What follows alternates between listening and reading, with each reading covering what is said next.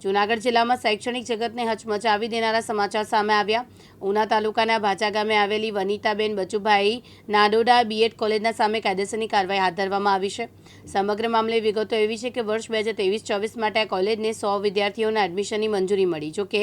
આગામી 2025-26 માટે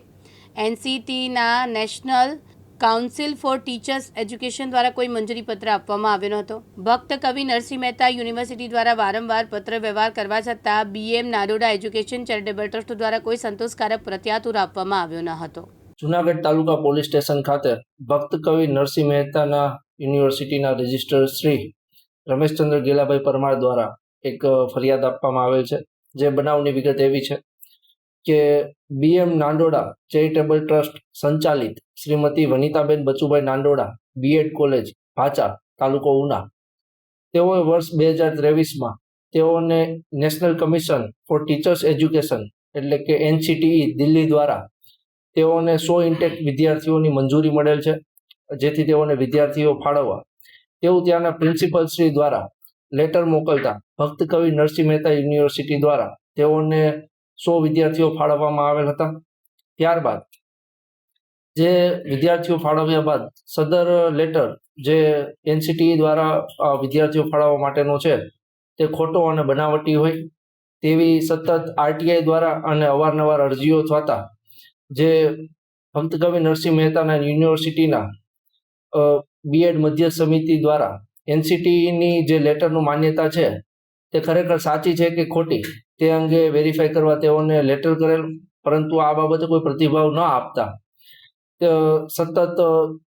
બીજા વર્ષે પણ 100 વિદ્યાર્થીઓ ફાળવવામાં આવેલ હતા। જેથી આરટીઆઈ અંતર્ગત માહિતી માંગતા સદર તમામ બાબતની જણાઈ આવે કે જે એનસીટી દ્વારા જે વર્ષ 2023-24ની માન્યતા આપવામાં આવે છે, પરંતુ 25-26 માટે માન્યતા રદ કરવામાં આવે છે। જેથી આ બાબતે તેમાં કોઈ ગુનાહિત પ્રવૃત્તિને અંજામ અપાતું હોય અને વિદ્યાર્થીઓને શૈક્ષણિક કારકિર્દીને નુકસાન પહોંચાડવાનો કોઈ પ્રયાસ થતો હોય તેવું ધ્યાને આવતા સદર મેટરમાં ઊંડાણપૂર્વક તપાસ કરવામાં આવેલી અને જે એનસીટીનો લેટર છે તે ખોટો હોય તેવું માલુમ પડતા રમેશચંદ્ર ગેલાભાઈ પરમાર જેઓ ભક્ત કવિ નરસિંહ મહેતા યુનિવર્સિટીના રજિસ્ટ્રાર છે તેઓએ ફરિયાદ આપેલી છે અને સદર ફરિયાદમાં જે બીએમ નાંદોડા ચેરિટેબલ ટ્રસ્ટના કાર્યકર્તા છે તેઓ વિરુદ્ધ તેમજ જે તે સમયના વનિતાબેન બચુભાઈ નાંદોડા બીએમ કોલેજના જે ઇન્ચાર્જ પ્રિન્સિપલ હતા તેઓના વિરુદ્ધ તથા જે એનસીટીઈનો જે બનાવટી લેટર જે બનાવેલ છે તે તમામ વિરુદ્ધ તપાસ કરવા માટે અને જે વિદ્યાર્થીઓ છે તેઓની સાથે વિશ્વાસઘાત કરવા માટે અને વિદ્યાર્થીઓની કારકિર્દીને નુકસાન પહોંચાડવા માટે અને જે બનાવટી લેટર જે છે તેને